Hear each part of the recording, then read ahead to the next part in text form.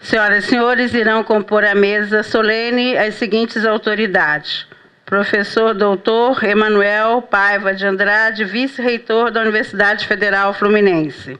Ouviremos o doutor Fabrício Fernandes de Castro, juiz federal e vice-presidente da Associação dos Juízes Federais do Brasil.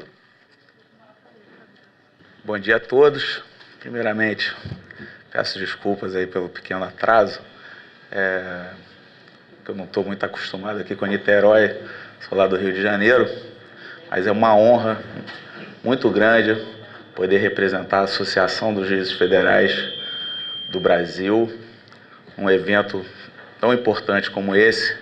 Agradeço o convite do nosso colega juiz federal, doutor Ricardo Perlingeiro, que muito nos eleva como instituição representativa dos juízes federais. Essa questão da saúde pública, nós sabemos que no Brasil, como também no exterior, representa hoje um dos desafios mais perturbadores, talvez, dos magistrados, na medida em que nos é demandada uma questão que é igualmente um grande problema social, né? O fornecimento de medicamentos hoje ultrapassa talvez a esfera jurídica para ingressar talvez na seara política e social de cada nação. É muito bom termos hoje aqui conosco grandes nomes da nossa jurisprudência constitucional, o ministro Gilmar Mendes, que talvez tenha proferido um dos votos mais emblemáticos recentemente sobre essa questão da saúde pública, assim como os excelentíssimos representantes da Suprema Corte francesa, e aqui também a nossa querida desembargadora Maria Helena Cisne, do nosso Tribunal Regional Federal da 2ª Região, também grande precursora de decisões marcantes da Justiça Federal Brasileira nesse campus dos direitos humanos e dos direitos sociais, principalmente. Eu agradeço a presença de todos e, então, devolvo a palavra à presidência da mesa. Um bom dia e um bom seminário para todos.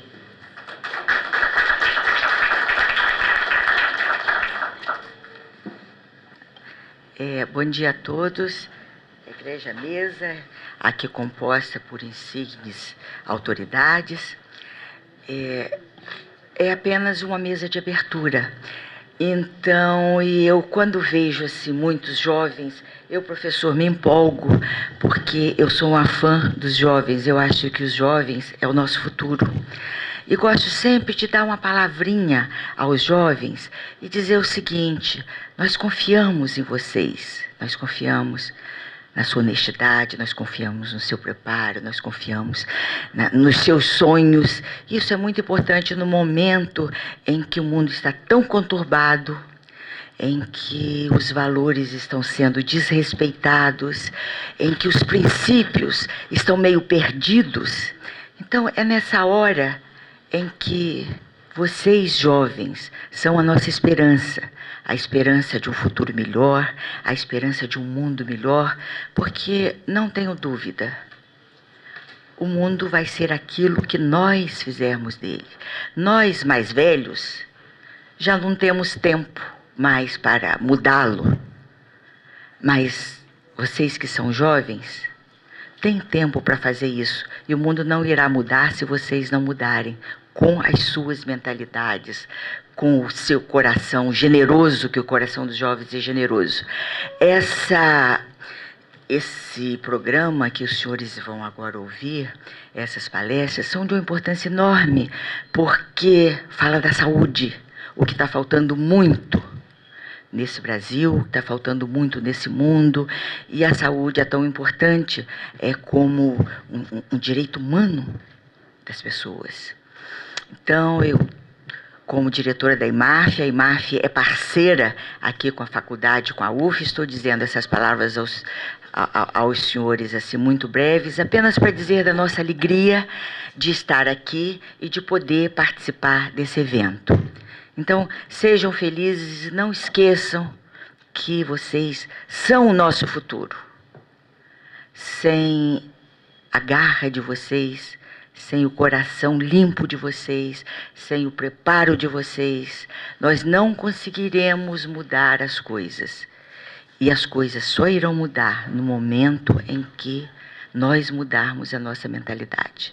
Um bom dia, um bom trabalho para todos. Desculpe não ter nomeado todos os da mesa, mas na pessoa do ministro Gilmar, eu cumprimento todas as autoridades presentes, e na pessoa ali da minha assessora da IMAF, eu cumprimento todos os jovens presentes. Obrigada.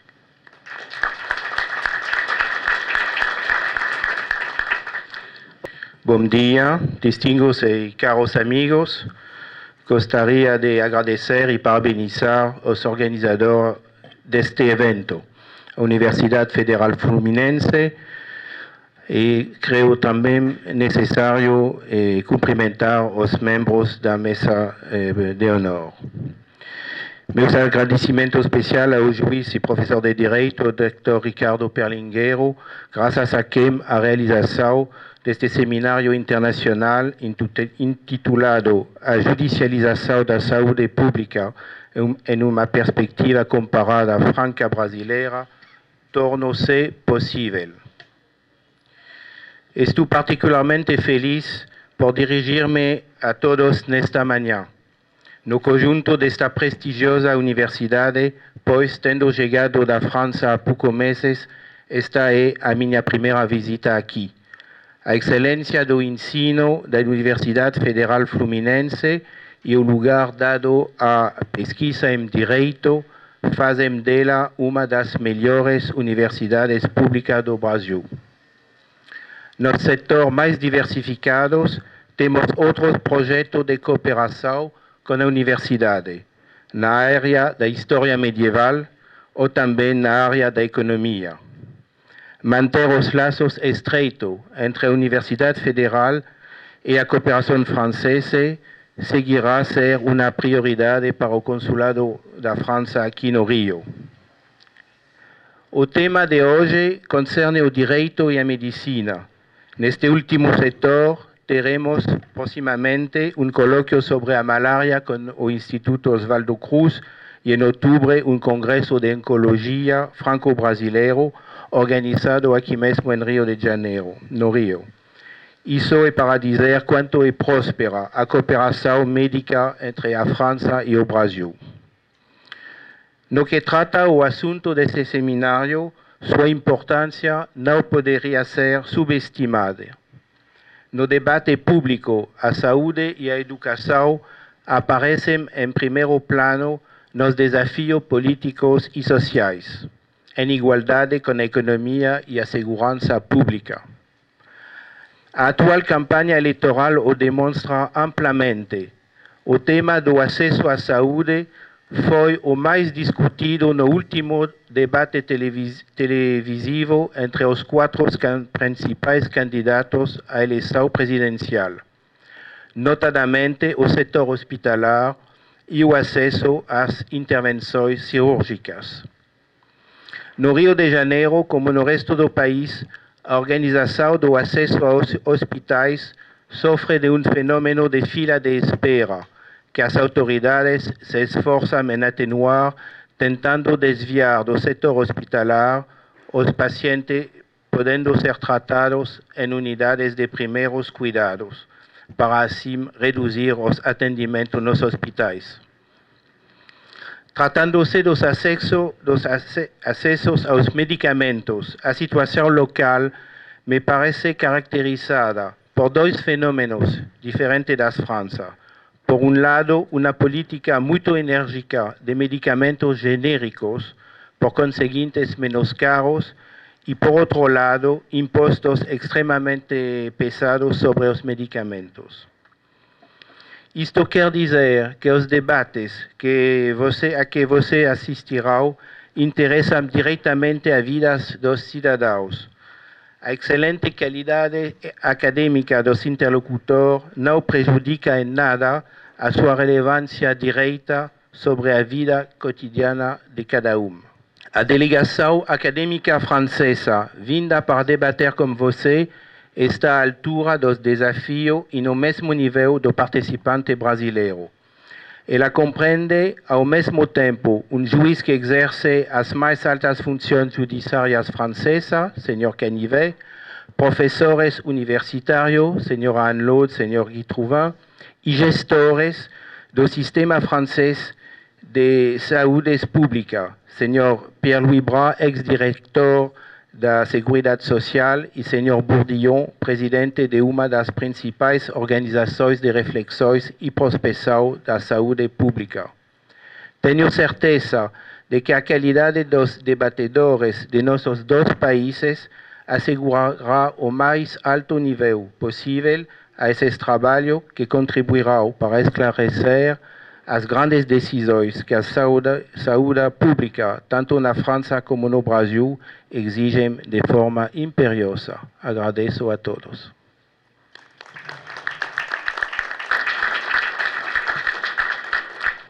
Bom dia a todos e todas.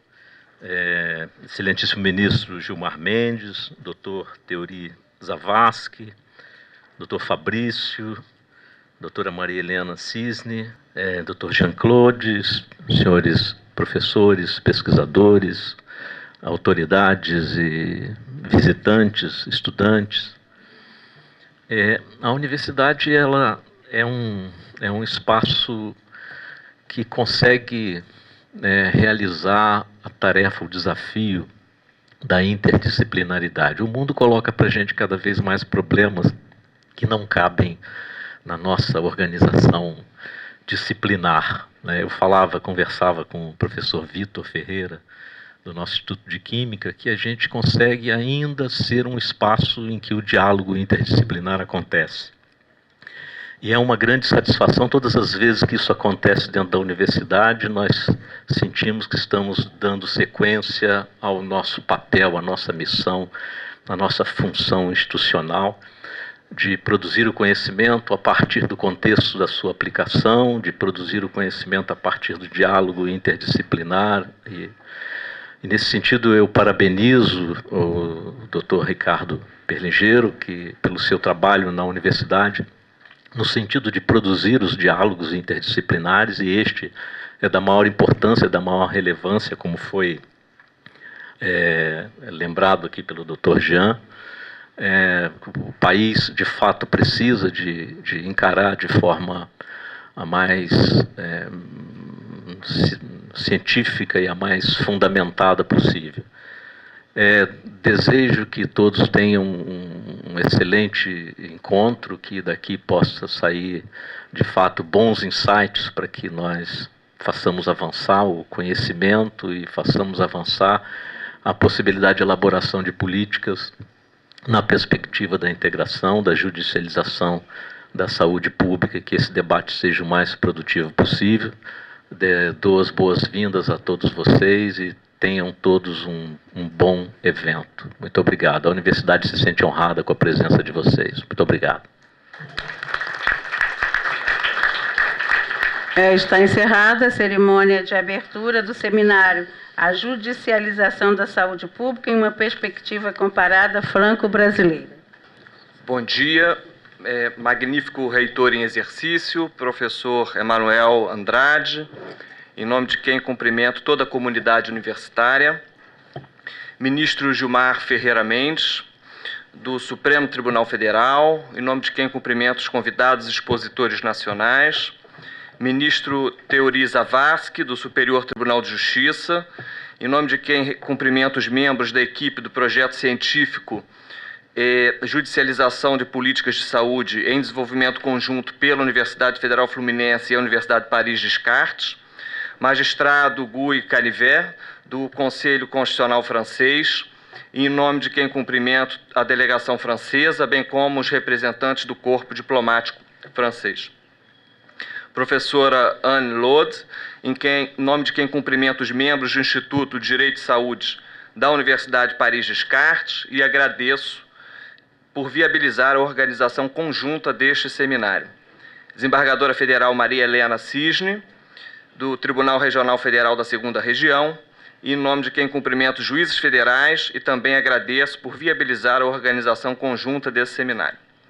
Senhores desembargadores, juízes, membros do Ministério Público, procuradores públicos, agentes públicos de saúde, médicos e advogados militantes.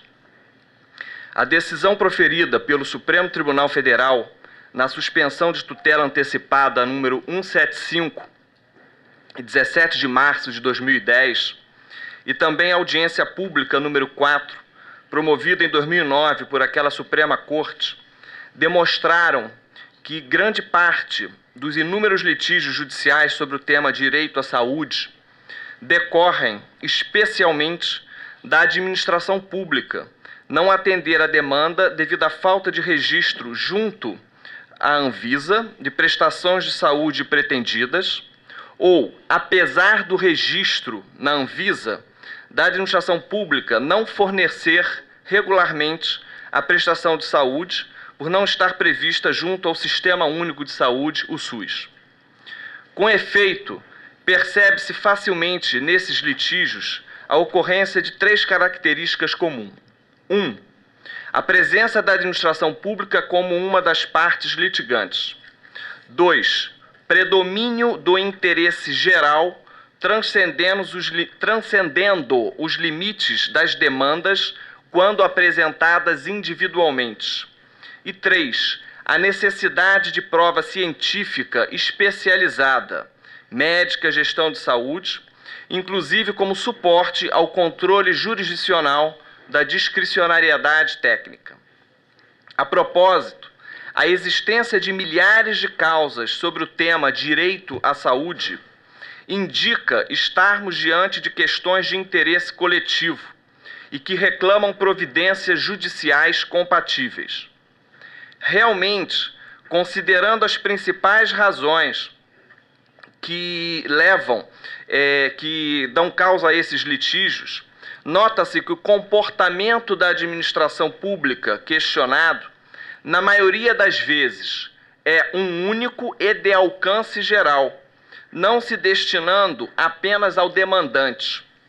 Isto leva a reflexões quanto à impotência dos instrumentos processuais em vigor no Brasil em matéria de ações coletivas e se, de fato, são compatíveis com os litígios de massa de interesse da administração pública e que versem sobre o direito à saúde. Quanto à qualidade da jurisdição em matéria de saúde pública, ocupou-se o Conselho Nacional de Justiça com recomendações aos tribunais e às escolas de magistratura de todo o país, nos seguintes termos, eu poderia resumir.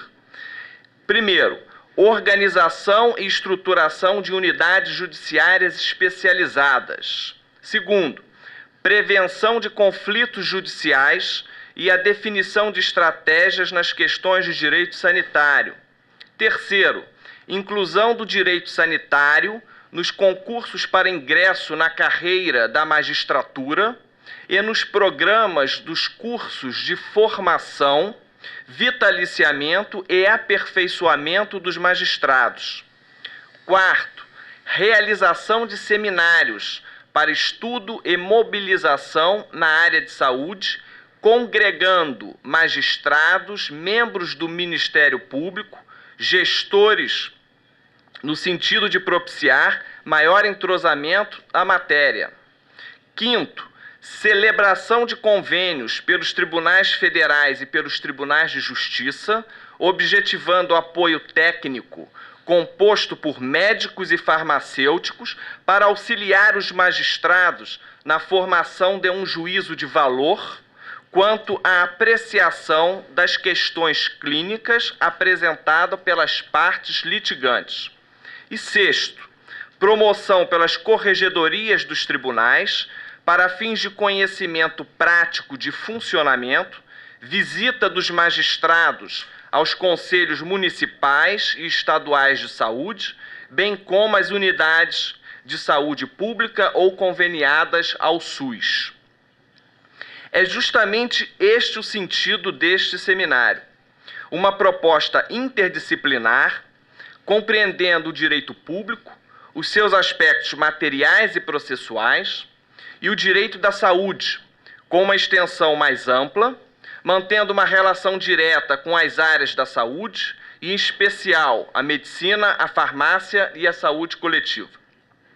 Dessa forma, pretende-se que este seminário, que é parte do projeto de pesquisa conjunto entre o Núcleo de Ciências do Judiciário da Universidade Federal Fluminense e o Instituto de Direito de Saúde da Universidade Paris Descartes, fomente o debate referente ao aperfeiçoamento do sistema público de saúde e à efetividade da tutela judicial do direito à proteção da saúde, inclusive com a prevenção de conflitos, em uma perspectiva comparada franco-brasileira e em vista das recomendações do Conselho Nacional de Justiça.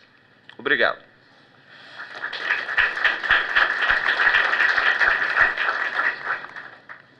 Mesdames et messieurs les hautes autorités, mesdames et messieurs les juges, mesdames et messieurs les professeurs, mesdames et messieurs, recevez tout d'abord, au nom de mon université, au nom de l'ensemble des intervenants français de ces 2 journées, en mon nom propre aussi, tous nos remerciements. Nous souhaitions vous dire tout d'abord en commençant tout l'honneur qui est le nôtre aujourd'hui et qui sera le nôtre aussi demain, de nous trouver parmi vous dans votre université pour réfléchir ensemble au cours de ces 2 journées sur ce sujet interdisciplinaire. La santé, on vient de le rappeler, est un droit de l'homme. Pourtant, la question qui va nous retenir pendant ces 2 journées pourrait en quelque sorte se résumer à l'interrogation suivante. Le pouvoir judiciaire peut-il ou non contraindre l'administration à accomplir le devoir que la Constitution impose, à savoir garantir l'exercice du droit à la santé? Ce sujet est bien sûr brûlant dans la communauté juridique brésilienne. Il est aussi présent, mais sous un angle un peu différent, dans la communauté juridique française. Au Brésil, en effet, et mon collègue Ricardo Perlingero vient de le rappeler, et je serai bien mal placé pour en dire beaucoup plus que lui, les citoyens saisissent le juge par milliers pour lui demander la délivrance d'un médicament qui ne figure pas sur la liste des médicaments offerts par le système public de santé. La quantité d'actions judiciaires dans ce domaine est si importante qu'on a appelé au Brésil ce phénomène de judiciarisation de l'assistance pharmaceutique, de judiciarisation de la santé ou de juridisation des médicaments. C'est pourquoi il nous est apparu important de retenir ce terme pour ce séminaire, bien qu'en France, ce terme renvoie à un concept ou à une idée un peu différente qui serait celle de l'augmentation du contentieux relatif à la mise en jeu de la responsabilité des professionnels de santé. Alors en France, les hypothèses dans lesquelles on a recours au juge pour garantir l'accès à la santé ne sont pas en fait des hypothèses, en tous les cas à ma connaissance, où on lui demande de prononcer la délivrance d'un médicament. En effet, en France, la mise sur le marché d'un médicament ne donne pas lieu à contentieux, en tous les cas de la part d'un patient individuel, et d'ailleurs ne pourrait pas, semble-t-il, donner lieu à contentieux, puisque la délivrance et l'autorisation de la mise sur le marché d'un médicament relève de la compétence d'une autorité spécifique en France, qui est l'Agence française de sécurité sanitaire des médicaments, qui a le pouvoir, au nom de l'ordre public sanitaire, de délivrer cette autorisation de mise sur le marché. Néanmoins, si le contentieux en France n'est pas relatif à la délivrance d'un médicament, il concerne en revanche des questions qui visent essentiellement, en tous les cas récemment, le taux de remboursement d'un médicament ou le taux de remboursement d'une prestation de santé. C'est ainsi, par exemple, que j'ai retenu 2 décisions récentes qu'a rendues le Conseil d'État. Une première décision en 2009, par laquelle le Conseil d'État a été amené à se prononcer à propos d'un décret adopté par le gouvernement français, un décret qui instaurait ce que l'on appelle des franchises médicales, c'est-à-dire ce qui est destiné en quelque sorte à rester à la charge financière du patient lorsqu'il a recours au système de santé alors même qu'il est public. On reprochait en effet à ce système de franchise, donc, qui conduisait en quelque sorte au patient à devoir payer de sa poche une part de la prestation de santé, on reprochait donc à ce système de franchise d'être un obstacle à l'accès aux soins, dans la mesure où un certain nombre de citoyens n'ont pas les moyens financiers de payer cette somme, même parfois modique, et donc d'être un obstacle à l'accès aux soins et ce faisant d'être un obstacle au droit à la protection de la santé. Or, le Conseil d'État, en 2009, a considéré donc que le préambule de notre Constitution de 1946, qui garantit le droit aux soins et à la santé, doit être apprécié, d'une part, compte tenu de l'ensemble des sommes laissées à la charge des assurés, et d'autre part, au regard de l'impact sur la situation des personnes les plus vulnérables ou défavorisées. Donc il a validé le système de franchise tout en considérant qu'il devait y avoir des limites et que ce système ne devait pas apparaître comme un obstacle pour ces personnes les plus vulnérables. Alors, le droit à la protection de la santé vient également à nouveau d'être invoqué en 2010 devant le Conseil d'État en matière de remboursement des médicaments. Dans cette espèce, les autorités françaises avaient ici refusé d'inscrire sur la liste des médicaments remboursables l'extension d'une indication thérapeutique d'une spécialité cancéreuse. Et donc, le Conseil d'État a été amené à se prononcer sur la validité ou non du refus par l'administration française d'inscrire cette extension thérapeutique sur la liste du droit des médicaments donnant lieu au droit à remboursement. Bien sûr, si ce médicament ne donne pas lieu au droit à remboursement, non seulement il sera certainement moins prescrit, mais aussi il peut détourner sans doute nombre de patients de l'accès à ce médicament, puisque s'ils ont recours à ce médicament, ils ne seront pas en France remboursés.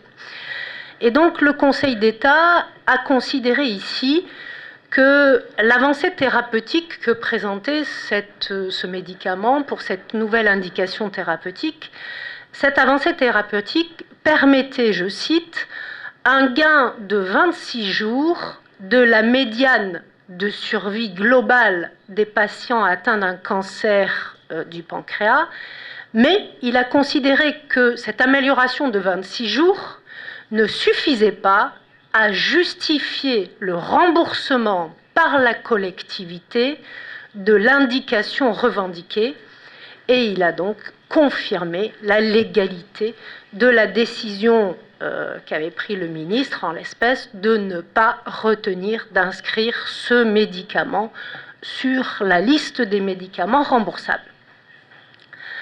Alors, les juges du Conseil d'État ont considéré que les règles de l'assurance maladie, sur lesquelles on reviendra pendant ces 2 journées, les règles de l'assurance maladie qui permettent en France à un patient d'être remboursé pour partie de l'achat d'un médicament, de prendre en charge tout traitement,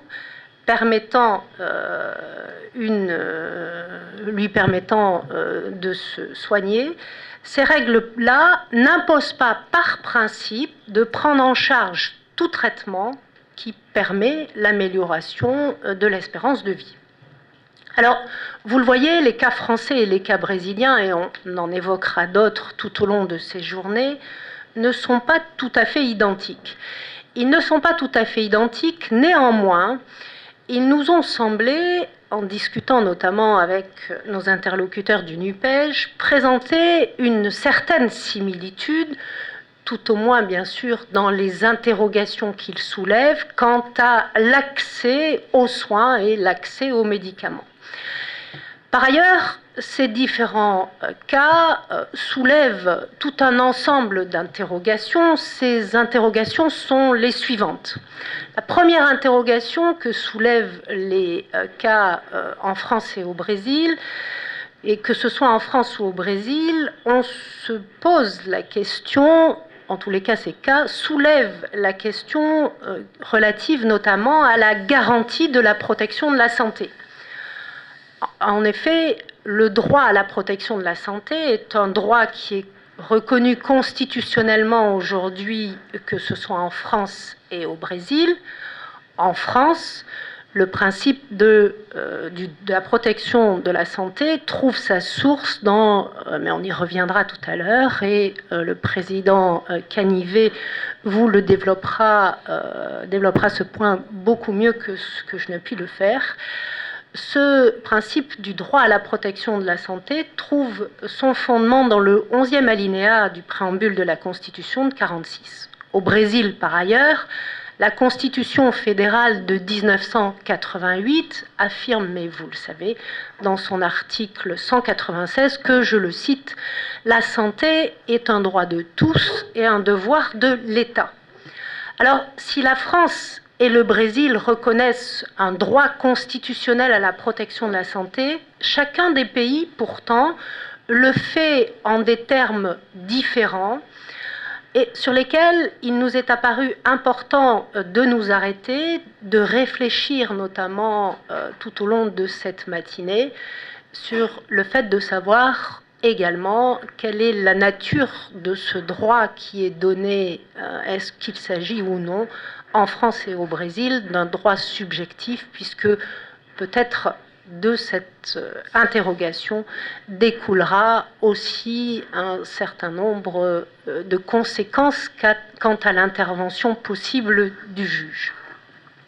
Une autre interrogation que soulèvent les comparaisons des cas de justice en France et au Brésil est la question de l'efficacité de la protection de l'accès aux soins et aux médicaments. La France, en effet, bénéficie depuis un certain temps maintenant d'un système de protection sociale qui est parfois envié. Et à ce titre, la proportion des Français qui bénéficient d'une assurance, prise en charge donc de leurs soins de santé, n'a cessé d'augmenter au cours des ans pour atteindre la quasi-totalité de la population française. Le Brésil, et on le développera aussi cet après-midi, dispose également d'un système de prise en charge par la collectivité des dépenses de santé, mais dont les contours sont en fait sensiblement différents de ceux qui existent en France. Et à partir de là, il nous est apparu important, dans le cadre de cette recherche comparative, d'exposer, pour mieux le comprendre, ces deux systèmes d'assurance maladie. C'est ce que nous ferons cet après-midi. Ensuite, une autre interrogation que soulève la comparaison de ces jurisprudences en matière d'accès aux soins conduit à s'interroger sur les mécanismes de remboursement ou de prise en charge du médicament. Comment, sur quels critères, au terme de quel processus un médicament est-il inscrit, que ce soit en France ou au Brésil, sur la liste des médicaments pouvant être commercialisés? Ensuite, comment et sur quels critères un médicament peut-il être inscrit en France sur la liste des médicaments dits remboursables? Et comment il peut être inscrit sur la liste des médicaments qui peuvent être pris donc en charge par le système public au Brésil? Ce sont ces points qu'il nous est apparu important de développer et de poursuivre dans le cadre de notre comparaison. Enfin, que ce soit en France ou au Brésil, la question qui est soulevée par ces décisions est celle de l'efficacité de ce droit à la protection de la santé. Or, sur ce point, on ne peut que souligner, et nous y reviendrons demain, que dans l'un et dans l'autre pays, l'efficacité de ce droit à la santé ne semble pas tout à fait atteinte. Les inégalités de santé ne cessent en effet soit d'apparaître, c'est le cas en France, on y reviendra demain, soit de se développer. En France, les inégalités de santé sont plurales, elles sont diverses, mais ce sont aussi des inégalités financières, puisque, en effet, vous l'avez vu au travers de ce que je viens de vous décrire, la part qui désormais est laissée à la charge du patient et la part qui progressivement a été laissée à la charge du patient pendant ces 20 dernières années n'a cessé d'augmenter et aujourd'hui, elle représente environ 25% des dépenses de santé que le patient doit assumer et qui ne lui seront en toute hypothèse pas remboursées. Il faut donc avoir les moyens de pouvoir assumer cette prise en charge de l'accès aux médicaments ou de l'accès aux soins. Alors, nous reviendrons sur ces inégalités et avant de nous interroger ensuite demain sur la manière dont les juges peuvent apparaître comme garants de la protection de la santé. Alors, vous le voyez, les questions abordées lors de ce séminaire sont nombreuses. Elles sont bien sûr aussi essentielles et elles nous conduiront à nous interroger sans doute aussi sur des questions sous-jacentes, comme notamment celle de savoir si le juge peut être le régulateur des politiques d'accès aux médicaments ou d'accès aux soins. Est-ce qu'aussi le juge peut prendre ou non en compte des contraintes économiques qui pèsent sur l'un ou l'autre de nos systèmes pour limiter ou réguler l'accès aux médicaments et aux soins, et s'il peut le faire, dans quelles limites peut-il le faire? Vous le voyez, ces questions sont nombreuses. Le séminaire d'aujourd'hui et de demain est un séminaire ambitieux, bien sûr, mais il a aussi, avant tout, pour intérêt de nous permettre de comprendre mieux nos deux systèmes, de comprendre nos systèmes de santé, nos systèmes de protection sociale. Il se veut être un séminaire qui nous permettra d'initier une réflexion croisée sur nos systèmes respectifs et, nous l'espérons, ce sera un séminaire qui sera suivi par bien d'autres manifestations sur des questions plus ponctuelles que nos universités souhaitent développer ensemble. Je vous remercie.